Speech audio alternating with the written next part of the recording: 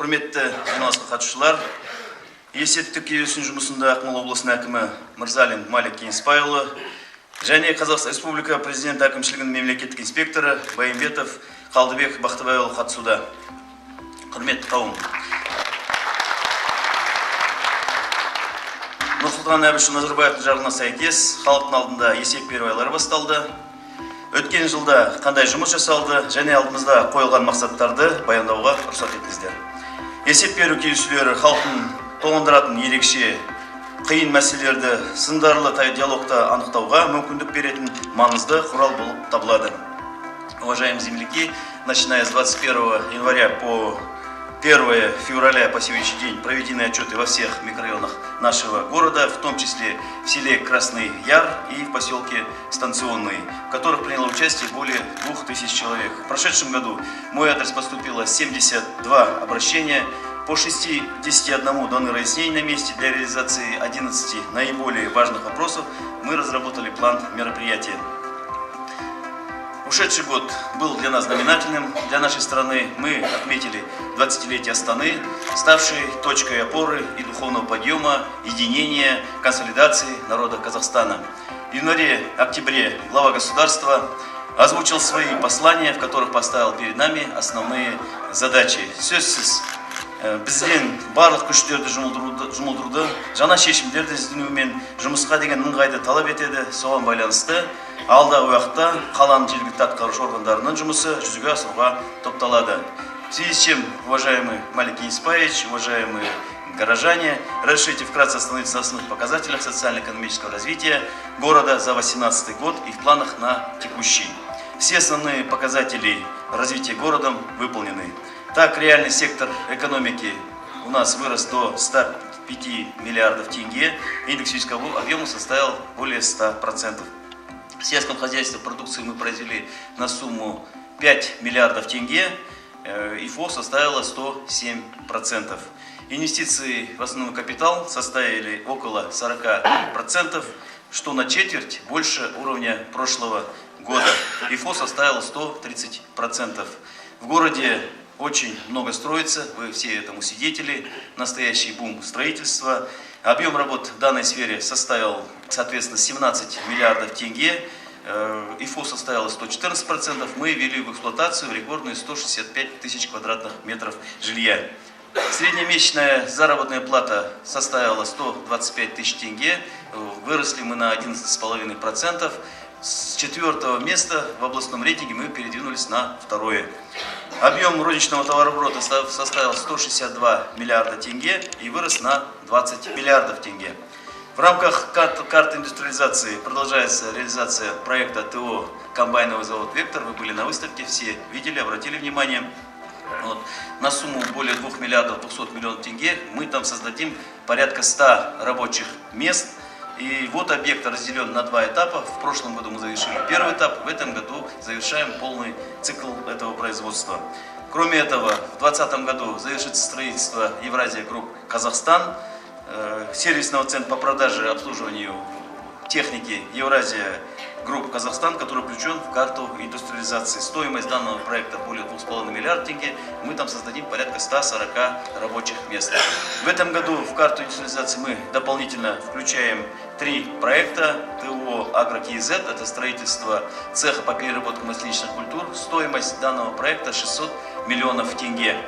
ТО «Биборд» – строительство откорм-площадки на 3000 голов. Это дочерняя компания мясоперерабатывающего комплекса «Бижан». Стоимость данного проекта более 300 миллионов тенге. И строительная компания «Намыс» расширяется. Дополнительно мы создаем производство линий по выпуску железобетонных изделий. Вне карты планируем ввести в эксплуатацию переходящие из прошлого года 10 проектов на общую сумму 5 миллиардов тенге. Там мы создадим 500 рабочих мест. Вместе с тем мы провели работу по модернизации наших крупных предприятий, таких как ТО «Енки», «Новопэк», «Натурпродукт». На предприятии «Гормол-завод» открыли новую линию по производству сыров. В этом году мы открываем новую линию по производству сухого молока. Біртіндеп нәтижесі сүт фабрикасы өндіріс көлемін өсіруде. Увеличивается численность действующих субъектов малого предпринимательства по уровню прошлого года. Количество предприятий выросло на 6%, составило 14 400 предприятий, единиц. Все предприятия в городе работают стабильно, сокращения рабочих мест в городе не было. И это очень важно для нас, для всех. Мы, наверное, все прекрасно помним, когда в 2016 году крупнейшее предприятие нашего города, молоко Синегорье, остановилось. Мы вынуждены были трудоустроить почти 200 человек. Эта ситуация сказалась на всех наших городских показателях. И только сегодня эта компания начинает работать в тестовом режиме. Надеемся, в апреле месяце уже зайти в проектную мощность данного предприятия. Жаңа өндірістерін ашылуы тек қана салық түсу ғана емес, оған қоса жаңа жұмыс орындарының қалыптасуына жол беретін бәріміз де жақсы түсінеміз. Разумное, грамотное управление бюджетными средствами остается нашей главной задачей. Доходную часть мы выполнили на 100%, в свободном остатке у нас осталось 156 миллионов тенге. Все социальные обязательства, заработные платы бюджетникам, учителям, всем категориям были выплачены сполна до Нового года. Исполнение расходной части составило 99,9%. Әлеуметтік маңызды азық-түлік товарларына бағаны ұстап тұру бойынша жұмыс үнемі назарда. Всех горожан волнует вопрос цен, и это для нас, конечно же, приоритетная задача. ИПЦ на товары составила 105%. Одним из больших, скажем так, действенных мероприятий, это, конечно же, является проведение сельскохозяйственных ярмарок. С начала года мы провели 4 областные, 5 городских сельскохозяйственных ярмарок. Апта сайын Жібек жолы базарының аумағында 50-ден астам өнім атауы сатылатын ярмарка өтеді. Мы подписали 280 меморандумов с торговыми точками по недопущению необоснованного роста цен. Кроме этого, по поручению акима области Мурзалина Малика Несиповича, в связи с колебанием цен в декабре, резким колебанием цен, мы заключили еще 13 меморандумов по стабилизации цен по 11 видам.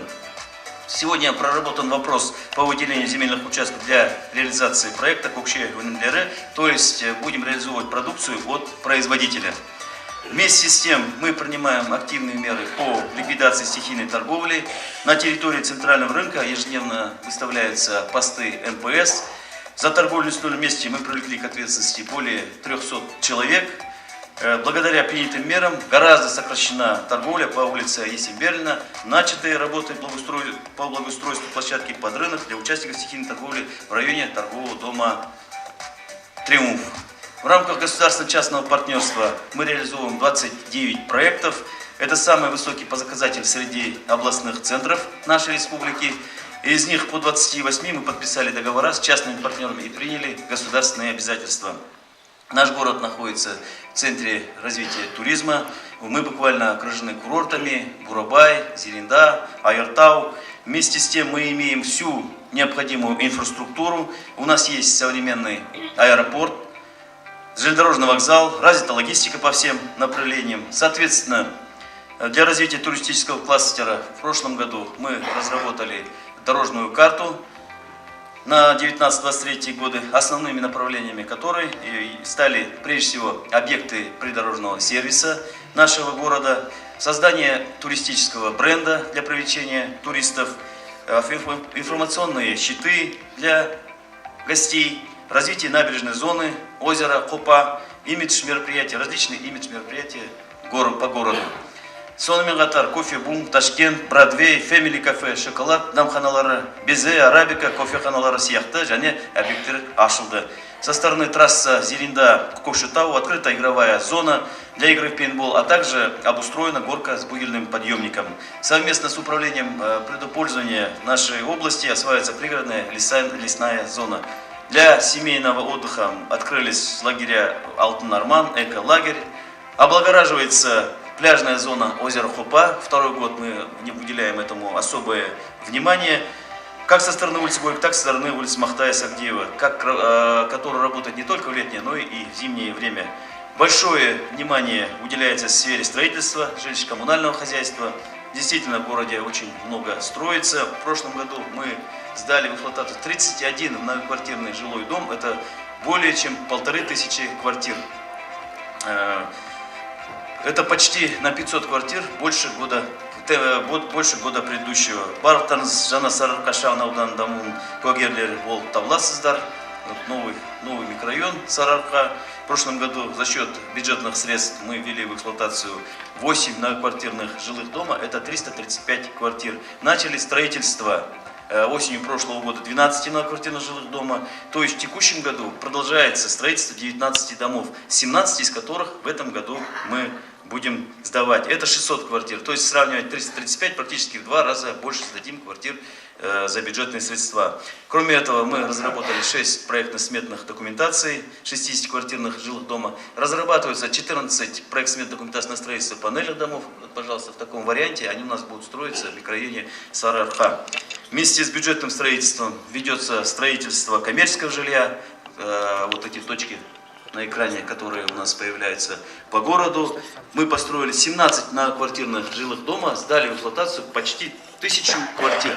Это коммерческого жилья. Соответственно, цены по городу у нас гораздо ниже, чем в других областных центрах. В сравнении с прошлым годом площадь коммерческой застройки выросла в 1,7 раза. Строительным компаниям выкупают земельные участки, самостоятельно осуществляется снос, они сами делают проектно-сметные документации и проекты детальной планировки. Отрадно, что город Кокшетау одним из первых участвует в инициированной главой государства в марте прошлого года государственной жилищной ипотечной программы 7-20-25. Очень своевременная программа, малый процент, длинные деньги. Бағдарлама біздің өңірдегі тұрғын үй құрылысына қарқынды күш берді, және біздің құрылысшылардың белсенді қолдау тапты. На участие в данной программе в прошлом году было одобрено 200 заявок, мы входим в пятерку лучших по стране. Вот, и только уже вот по сегодняшний день почти 50 заявок только за январь месяц поступило. Буквально недавно дан старт году молодежи в нашей стране. Акимом области утверждена программа Ахмала Жастары, в рамках которой будет построено 6 домов или 424 квартир для наших молодых семей. К сожалению, в городе у нас есть 2 проблемных объекта строительства. Это 18-квартирный жилой дом по улице Атпаева, Консам, знаменитый, все вы знаете про этот комплекс, и жилой комплекс Сити по улице Тимирбекова. Оба объекта находятся под постоянным нашим контролем. Все вопросы мы отрабатываем совместно с прокуратурой города. Подготовлены эскизы индивидуальных жилых домов для строительства в рамках программы Нурлы Жер. В настоящее время мы определяем оптимальный вариант цены и качества. В поселке Станционный на площади 60 гектаров с прошлого года мы начали вести инженерные сети, вода, электроэнергия. Там мы построим порядка 300 жилых домов. Там же в поселке Станционный, ну, чтобы было понятно, это между Шанхаем и Станционным, вот на этом участке будет развиваться, скажем так, спальный район, новая площадка для индивидуального жилищного строительства. Площади 514 гектаров будет подготовлено еще 3000 участков. В течение 3 лет мы сдадим почти 3500 участков под строительство. Әлеуметтік саладағы объектілердің құрылысы мәселелеріне де айтарлықтай маңызды назар аударылады. По объектам социальной сферы 1 сентября распахнули свои двери школа-лицей на 900 мест. Вы все прекрасно знаете, замечательный объект получился для нашего города, а также пристройка на 420 мест к школе-гимназии имени Сакена Жунусова. В целях реализации поручения главы государства о ликвидации 3-сменного обучения начнет строительство впервые сразу 3 пристроек на 600 мест в первой школе, 420 мест к 13-й школе и 300 мест к средней школе номер 6. Заканчиваем разработку документации на 360 мест в средней школе номер 4. Также у нас имеется проект по строительству спортзала в поселке Чайкино. Конечно же, радостным событием для нас, для всех стало, когда на День независимости в преддверии Дня независимости мы открыли детский сад в микрорайоне Боровской. В этом году мы завершаем строительство на углу улиц Ауэзова, сада Ауэзова-Тимирбекова. Продолжаем строительство учебно-воспитательного комплекса по Красноярской трассе. Там действительно у нас были серьезные проблемы с проектом. Тем не менее, сегодня все отрегулировано, проект, дальше объект строится. Начато строительство детского сада в микрорайоне Юбилейный. Имеется проектно-сметная документация еще для 2 детских садов. По просьбе жителей поселка Станционный мы начали разрабатывать документацию на строительство Дома культуры. Действительно, поселок очень большой, нет своего Дома культуры. 7 мероприятий мы сегодня проводим в школе. Вот такой интересный проект Дома культуры на 150 мест. Мы проектируем такой небольшой проект для поселка Станционный. Продолжаем реконструкцию парка культуры борцам революции. Здесь действительно будет большое поле деятельности для нашего бизнеса. Мы сегодня приглашаем партнеров. Здесь можно построить новые аттракционы. У нас там почти 20 гектаров земли. Аквапарк, место есть для аквапарка, для национальных кухонь. В такой перспективе у нас будет парк, ну это условно, борцам революции. Ведется строительство кафедрального собора. Это будет не только культовым сооружением нашего города, но и архитектурным украшением. Средства бюджетные не расходуются на данный объект, средства все за счет пожертвований физических и юридических лиц. Прорабатывается вопрос строительства дворца Рухани-Жангру в микрорайоне Коктем. Это будет не только дворцом с большим залом на 1000 мест, но и многофункциональным культурным комплексом, где будет вестись большая кружковая работа с детьми и с нашими творческими коллективами. Аула Махтар Набаттандыру бойынша жұмыстар жалғасуда. В прошлом году мы завершили капитальный ремонт дворов в квадрате улиц Абая, Ташенева, Ауэзова, Пушкина и в микрорайоне Юбилейный. Текущий ремонт отдельно мы провели в 43 дворах общей площадью 60 тысяч квадратных метров. В 2017 году мы охватили 40 дворов, это было около 50 тысяч квадратных метров. В целом мы отремонтировали в прошлом году 66, в предыдущем 58. В этом году, вот зеленые, вот на экране зеленые точки, это там, где мы отремонтировали наши дворы по городу.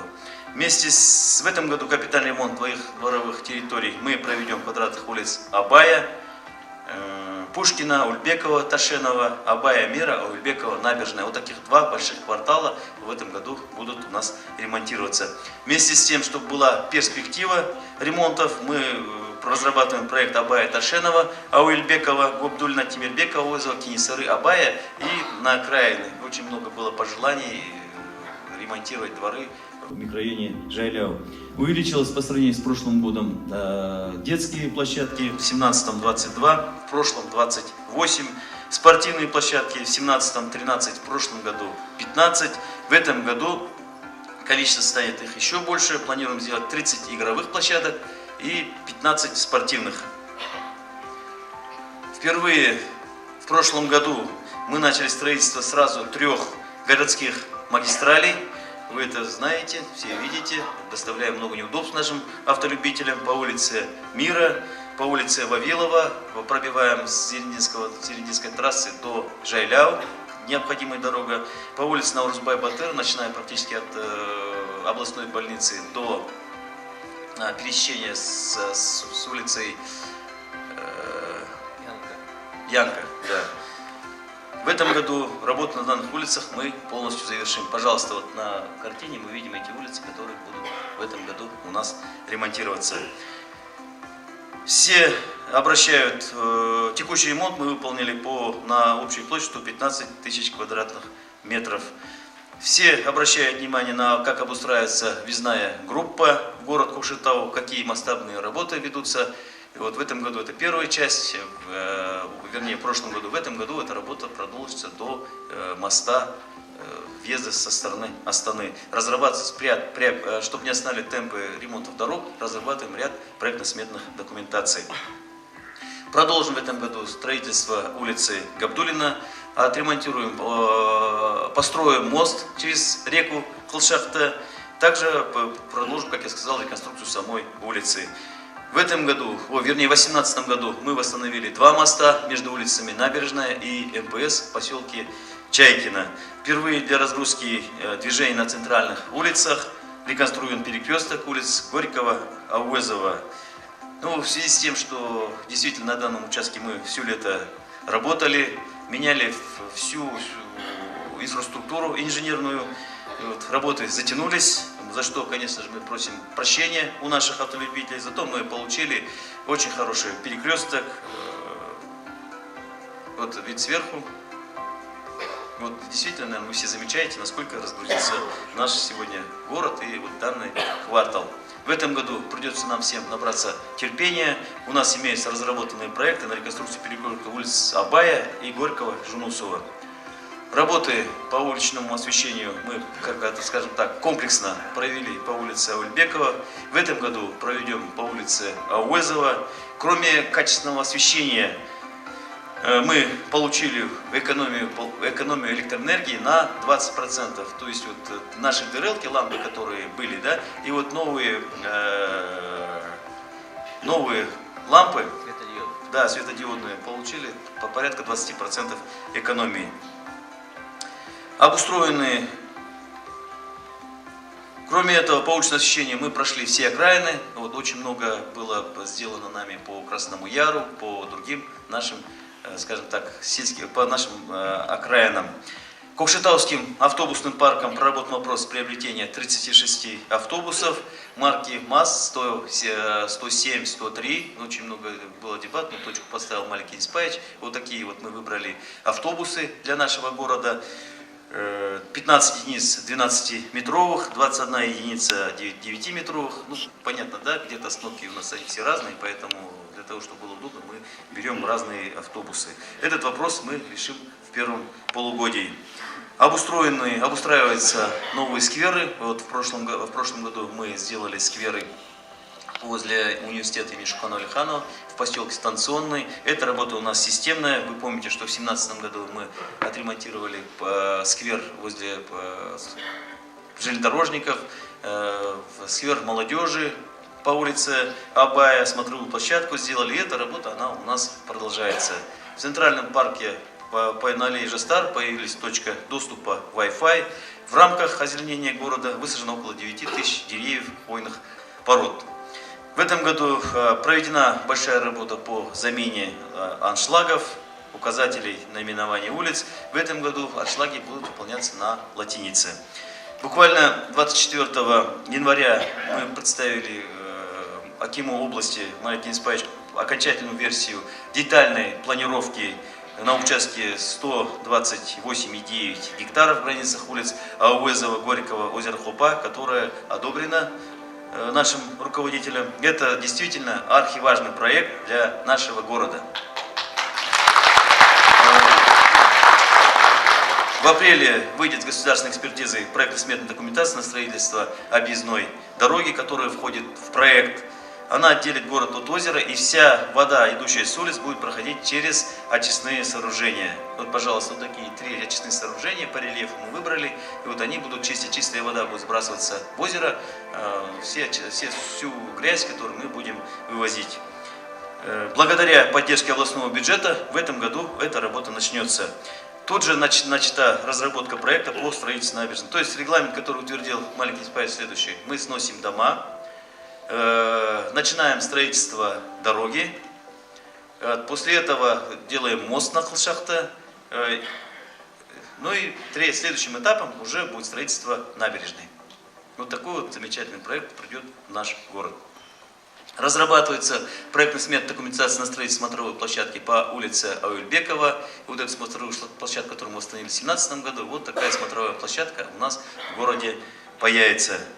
Готовится проект на реконструкцию въездной арки на трассе Кокшетау-Атбасар. Сегодня этот проект находится у нас на экспертизе. Вместе с тем производится выкуп земельных участков. Если за последние 4 года мы выкупили 77 земельных участков, то только в прошлом году мы выкупили 33 земельных участка. Вот. 1 200 000 000 вообще потрачено на 77 участков. В прошлом году было выделено областным бюджетом 500 миллионов тенге. Эти деньги мы снесли 33 дома. Эта работа очень важная для города. Вы прекрасно все это понимаете. На месте этих объектов появляются новые современные здания, сооружения, школы и так далее.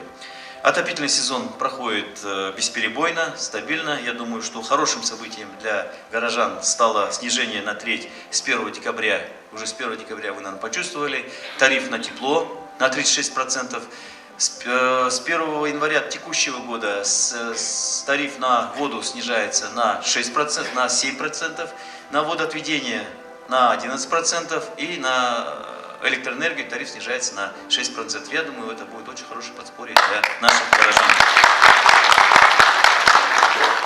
На постоянной основе мы проводим уборку стихийных свалок по городу. К сожалению, у нас их очень много. В прошлом году мы убрали 85.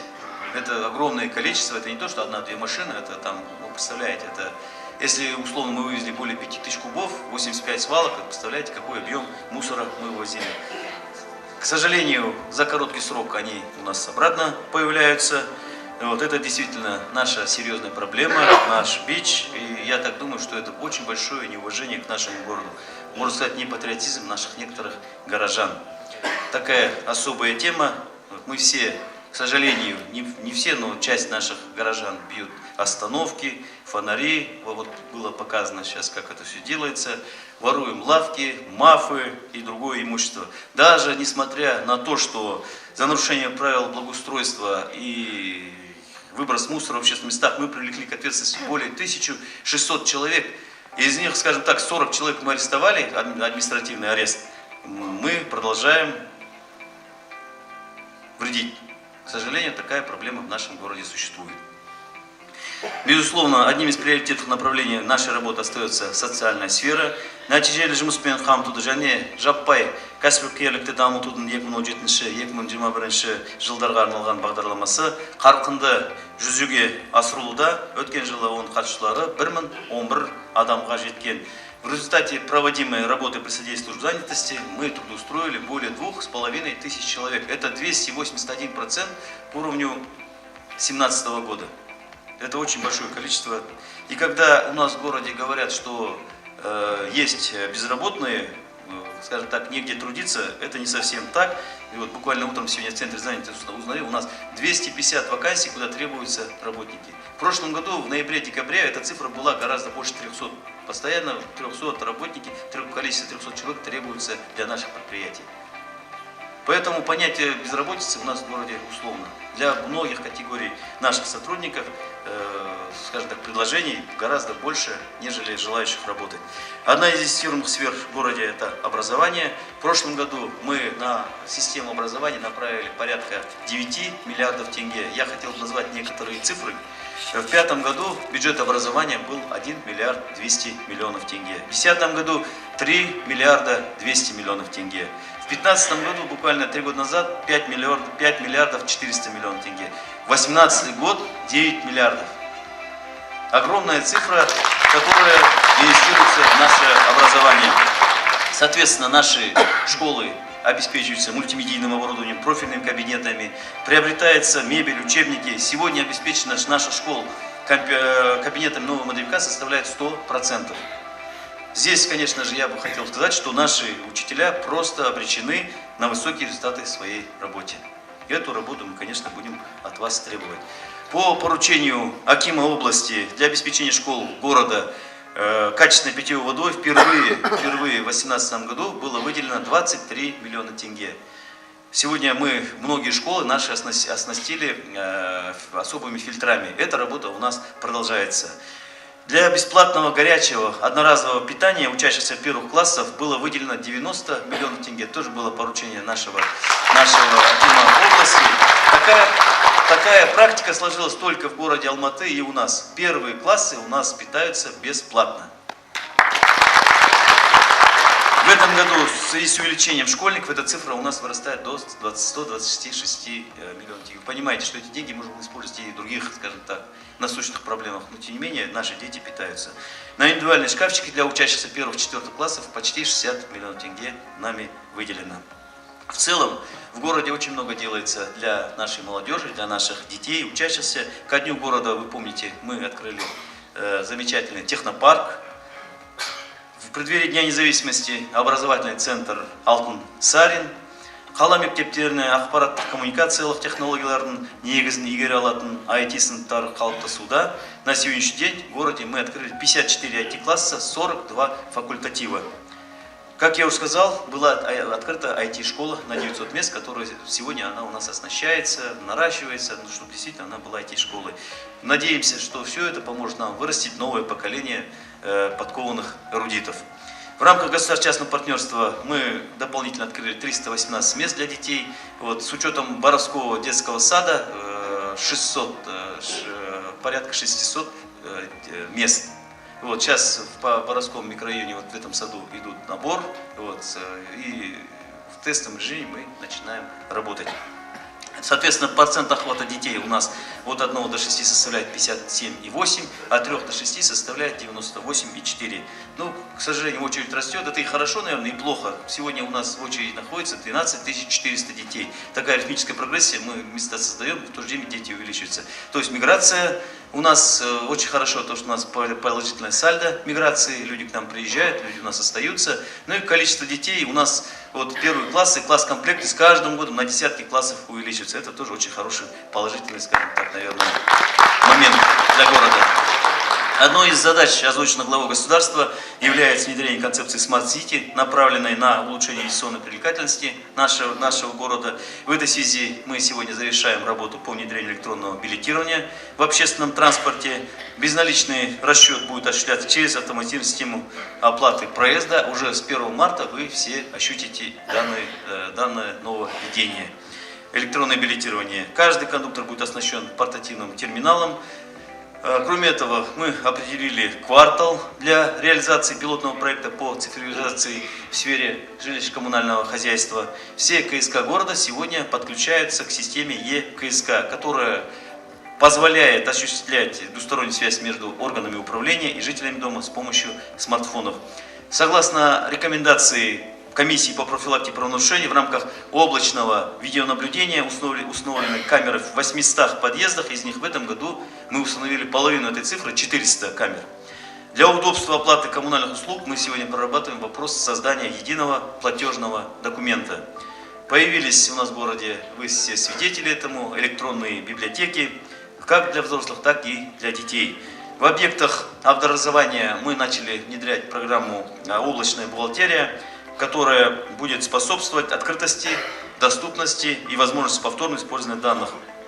Для обеспечения безопасности детей и перехода на безналичный расчет в этом году в 5 школах города мы запланировали реализацию программы «Смарт-школа», на что мы выделили 50 миллионов тенге. В ноябре прошлого года по поручению акимата области наша делегация города съездила в Уральск, где ознакомились с проектом «Доступный безбарьерный акимат». Главной целью является создание удобной площадки для приема и обработки документов физических и юридических лиц, осуществляющих отделами альтернативным путем. Аналогичную систему мы будем внедрять в нашем городе. Я думаю, в первом полугодии в тестовом режиме эта программа у нас заработает. Басты мақсаты өз қаласына, өлкесіне, он тарихына, мәдениетіне, дәстүрлі мен тұрмысына деген адалдығында көрінетін қазақстандықтардың шынайы патриотизм сезімінің тәрбиелеуі болып табылатын рухани жаңғыру бағдарламасы қалада белсенді жүзеге асырылуда. Дополнительный импульс для развития данной программы дала статья Елбасы «7 граней Великой степи», которая раскрывает новые возможности для актуализации многовекового наследия наших предков. В этой связи хотелось поблагодарить наших меценатов, которые принимают участие в развитии нашего города в прошлом году, которые подарили спортивные, детские комплексы, Народный банк Казахстана, АО «Технодом», обладатель премии президента Республики Алтын-Сапа, ТО «Гормолзавод». И таких компаний у нас очень много. Большое спасибо им за помощь нашему городу. ТО «Дизайн Сити» реализует проект по установке новых современных павильонов. В прошлом году мы установили 8 из 15. В первом полугодии все эти установки будут на отведенных местах. На хорошем уровне продолжается работа сферы культуры.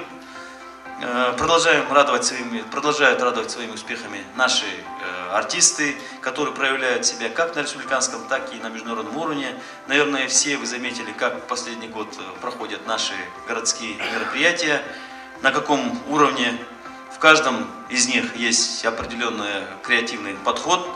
Когда на Наурыз у нас единственная лошадь в Казахстане танцевала Харажурга, на 9 мая наш город превратился в такой большой театрализованной баталии с летающими самолетами.